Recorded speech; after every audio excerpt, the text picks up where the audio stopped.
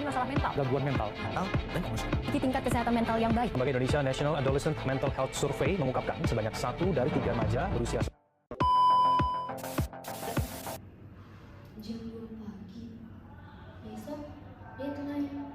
Tapi kenapa jari ini terus nge-scroll ya?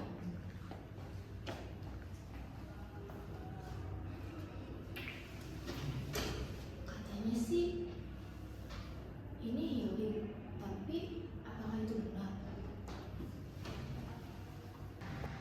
TikTok kini jadi platform terbesar di Indonesia, dan di sini anjuran kesehatan mental tumbuh dengan pesat.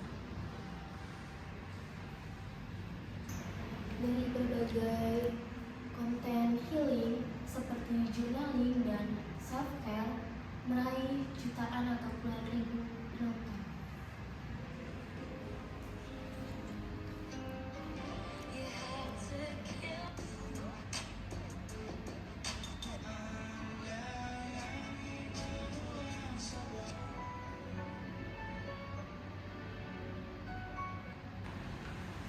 Kami memantau aplikasi TikTok kurang lebih 2 minggu dan hasilnya cukup mengejutkan. Dari ratusan viewers, hanya 30% tenaga profesional yang membuat konten tersebut. Nah, bagi sebagian dari mahasiswa, TikTok adalah ruang bernafas. Tapi bagi sebagian lagi, itu adalah jebakan. Teori komunikasi membantu kita memahami mengapa fenomena ini terjadi. Jadi, apakah TikTok lagi menyembuhkan generasi kita atau sedang menghibur kita dari luka? Nah, jawabannya mungkin bukan salah satunya.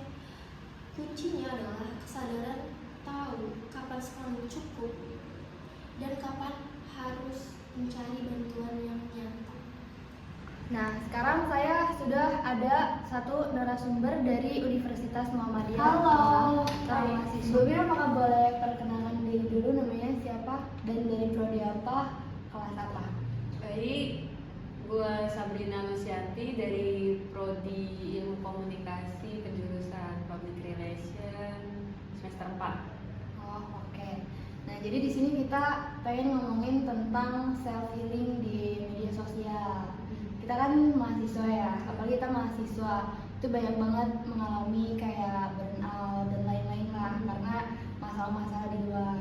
Nah, kalau di FYP atau di beranda TikTok Mbak Sabrina itu suka ada lewat muncul-muncul konten-konten kayak self healing itu nggak sih?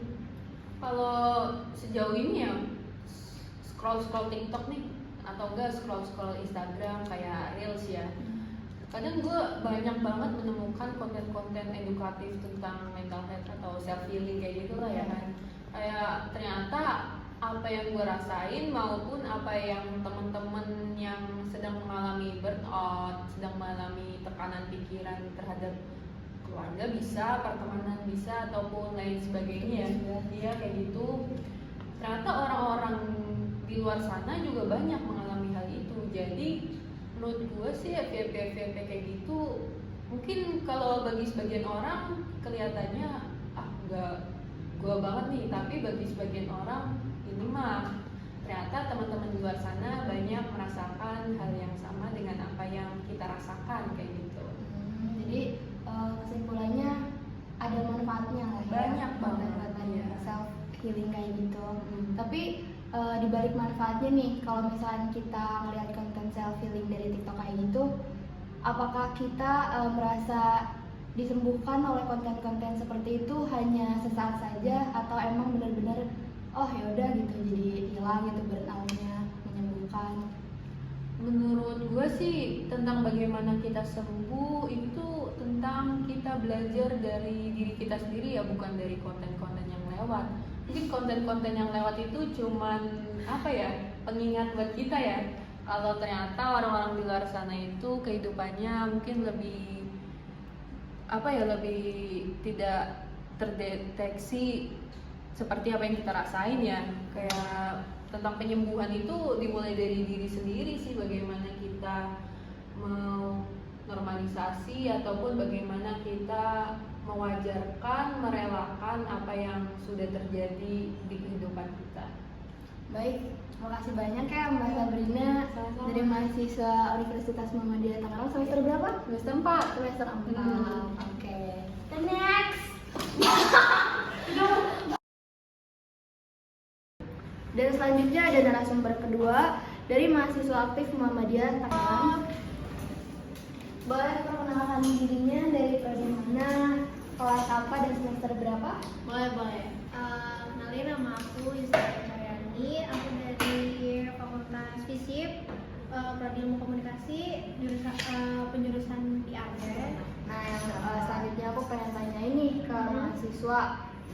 Berhubung kamu juga mahasiswa ya. Ya. Kenapa sih mahasiswa itu suka dengan konten-konten di TikTok seperti self healing atau kata-kata motivasi di FYP-nya? Mungkin menurut aku ya, kenapa kita maksudnya Gen Z nih biasanya kan ya, Gen Z itu demen banget sama konten-konten kayak self healing, terus kayak motivasi atau kayak mungkin quotes gitu ya, kayak zaman sekarang tuh banyak quotes gitu. Mungkin karena mereka ngerasa relate aja sih, dan terkadang tuh apa ya, kita tuh lagi nggak nyari konten-konten kayak gitu, konten biasa kan FYP itu suka random ya. Iya, lewat sendiri ya. Iya, terus tiba-tiba lewat sendiri gitu, terus akhirnya ujung-ujungnya tadinya kita ngerasa biasa aja, gara-gara konten itu muncul lewat gitu di FYP, kita jadi ngerasa oh my god gitu, jadi ngerasa juga gitu, jadi relate sama kata-katanya biasanya gitu, atau sama konten-konten Tiba-tiba gitu. relate gitu. Iya. Nah, tapi kenapa kita tuh lebih suka kayak oh ya udah healing aja dengan lihat-lihat kata-kata motivasi di TikTok dibandingkan apakah lebih relate, lebih menyembuhkan dari melihat konten dari TikTok tersebut, atau kita konsultasi ke psikolog dan lain-lain? Mungkin biasanya ya kalau misalkan yang lebih suka ngeliat konten-konten kayak gitu, mungkin karena apa namanya, ngerasa dia tuh belum sebutuh itu sama psikolog atau psikiater mungkin ya, karena dia pun mungkin ngerasa masalahnya belum seberat itu, jadi belum sempat ke psikiater atau psikolog, atau mungkin kendala biaya atau segala macam gitu. Jadi dengan adanya konten-konten kayak gitu, sebenarnya bukan lebih ngerasa nyembuhin sih, tapi lebih kayak apa ya, ngerasa kayak oh ternyata ada yang relate juga ya gitu sama masalah kita, biasanya gitu sih. Berarti kesimpulannya konten-konten kayak healing kayak gitu tuh nggak berbahaya, cuman lebih baik kalau misalnya masalahnya udah seserius itu kita Langsung ke psikiater, langsung ke psikiater, ke yang lebih apa namanya, yang lebih terpercaya gitu. Oke, makasih Kak Yusti. Halo, nama saya Wika Putri Laresati, saya adalah seorang psikolog. Saat ini berpraktek dan juga mengajar di Universitas Muhammadiyah Tangerang. Ya baik Ibu, terima kasih atas waktunya dan kesempatannya. Jadi kita tuh ada tugas untuk mewawancarai seorang psikolog dengan tema mental health. Itu kan jadi banyak konten kreator di TikTok apalagi ya membahas tentang narasi-narasi tentang mental health, padahal dia bukan seorang psikologi atau psikolog. Menurut perspektif Ibu, bagaimana tanggung jawab seorang content creator itu untuk mengajak atau membahas tentang mental health di platform TikTok? Oke, baik. Jadi tanggapannya terkait konten kreator yang membahas mental health, tapi mereka bukan nggak punya latar belakang psikologi pendidikannya gitu ya. Oke, baik. Sebenarnya sih di era digital saat ini, yang mana informasi mudah diakses, sebenarnya sih aku rasa selama informasi yang diperoleh itu atau informasi yang dibagikan itu sumbernya kredibel gitu ya, artinya dia menyampaikan sesuatu yang sumbernya itu bisa dipercaya gitu ya. Jadi sumber-sumber yang terpercaya seperti apa ya, misalnya textbook psikologi gitu ya, atau jurnal-jurnal ilmiah. Ketika konten kreator itu membagikannya dengan cara yang bertanggung jawab, sebenarnya sih nggak masalah gitu ya. Tapi kan kadang konten kreator ini mungkin ngutipnya dari sumber yang mungkin tidak kredibel gitu ya.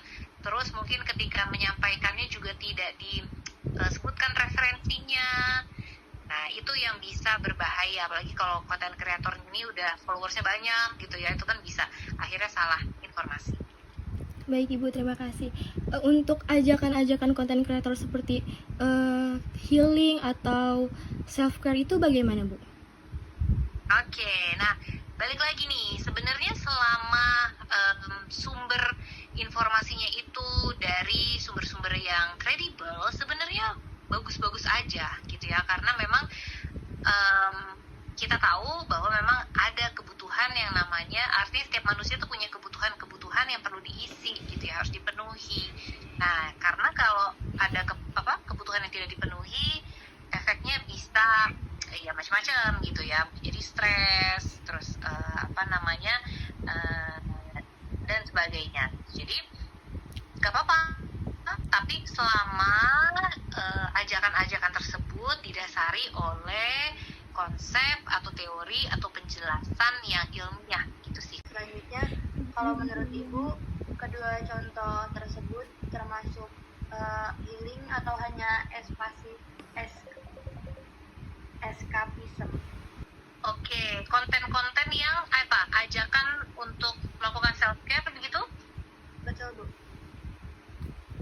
Oke,